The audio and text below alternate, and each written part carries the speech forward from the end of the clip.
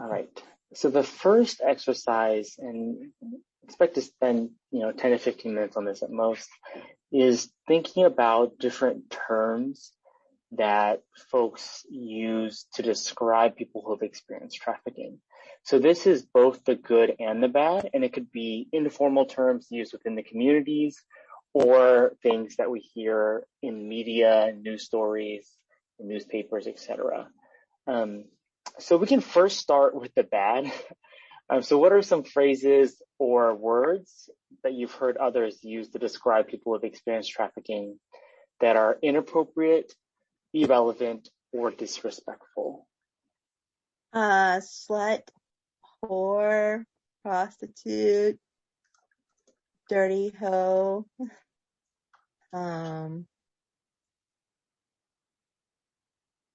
child slut for children. Then you have the same thing, child whore.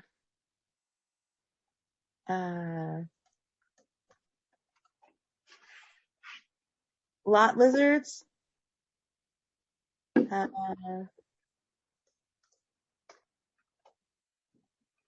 That's about it.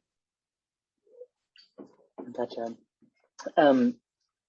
Yeah, thank you for sharing that. I know it's, those are terrible terms. We kind of want to ask specifically around the terms victim and survivor, because we've heard a lot of different opinions about that. So I wonder what you think about those two terms specifically. I think they're both accurate. Like, I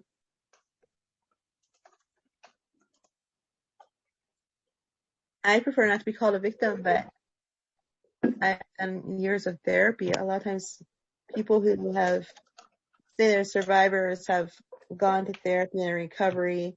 Sometimes they'll call themselves thrivers, like they're thriving now. They've gone from survivor to thriver. Victim, I think, is more sad and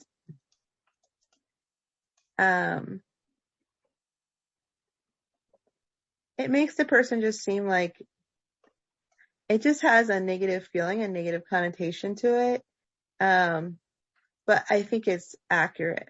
And if someone is grasping with whether or not they are responsible at all, victim is a good word to use. Yeah, and that's something that we have heard a lot, which is that it can really depend on where you are in your journey, which word feels appropriate. So, thank you so much for that. I did want to mention as we continue on, so part of the purpose of doing these focus groups, and we've done a few now, I think 9 focus groups now among a bunch of different communities. So we started with just the different types of trafficking, groups of labor trafficking survivors, sex trafficking survivors, different racial and ethnic groups in the US, and then different gender identities and sexual identities.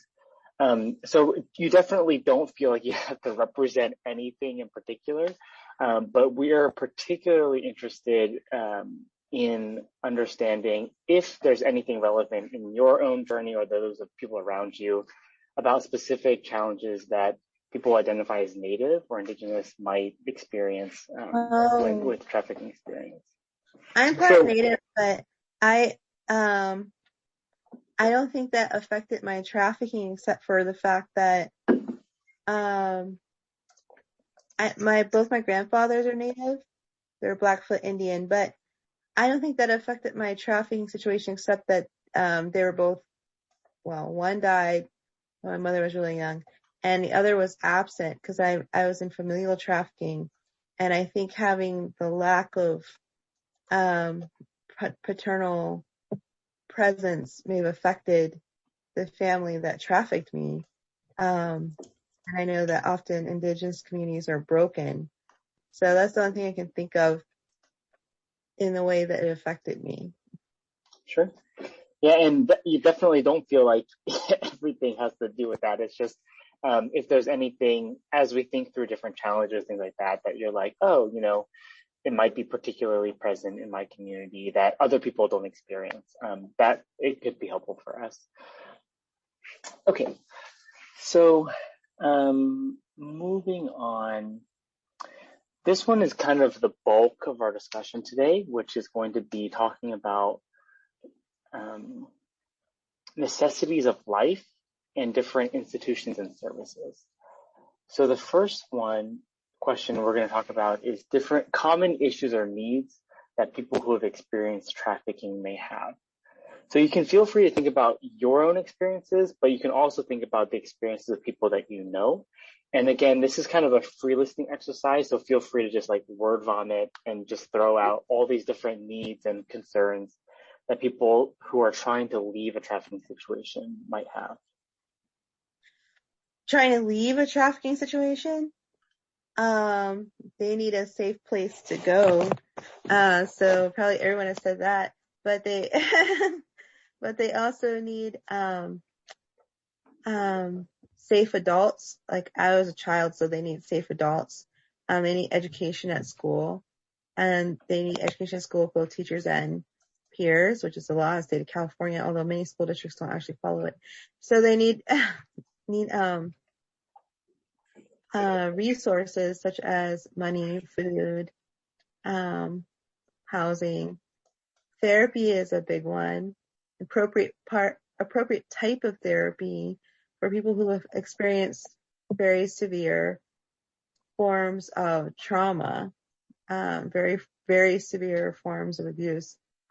And then for the various disorders that would be inherent in people who've experienced something like sex trafficking, child sex trafficking, such as like, well, in child sex trafficking, it'd be like reactive attachment disorder and dissociative identity disorder and all that. You need very specific therapy for those. That's often not widely available unless you're in a major city. So, and then you need people to act, like, I think law enforcement actually take things seriously instead of just like not taking it seriously. Even if it's family.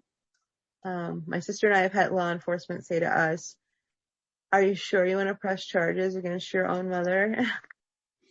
And then they'll try to talk us out of it. They try to talk my sister out of it. So that's not appropriate.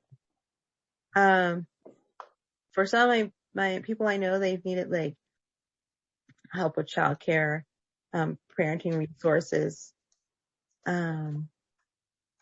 like money for childcare. For some of my friends, it's been very difficult, because they're in cartel mafia trafficking and family trafficking. If the family was their cartel, the cartel is a family, and they need anonymity and an easy way to get out of, to not be located and to change their information, so that they can be anonymous. So like relocation services and anonymity services, and just advocates to help them, and just really a lot of financial resources for therapy and things like that. Yeah, that's a massive list. And thank you so much for sharing that.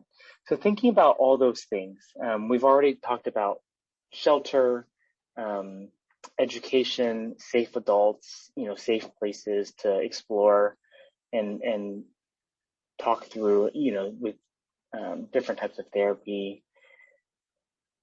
All those different needs that you talked about, where are places that you or others have been able to get access to those resources?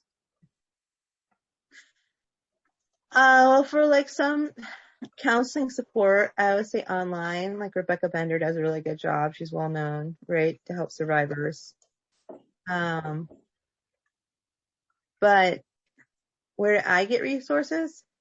CPS, but CPS also needs really a lot more education. They're a big pain in the butt to me now as a school psychologist, but like they're a pain. And I've trained them. They're still a pain. They're a pain. What was the question again? I got distracted. No, I totally hear you. So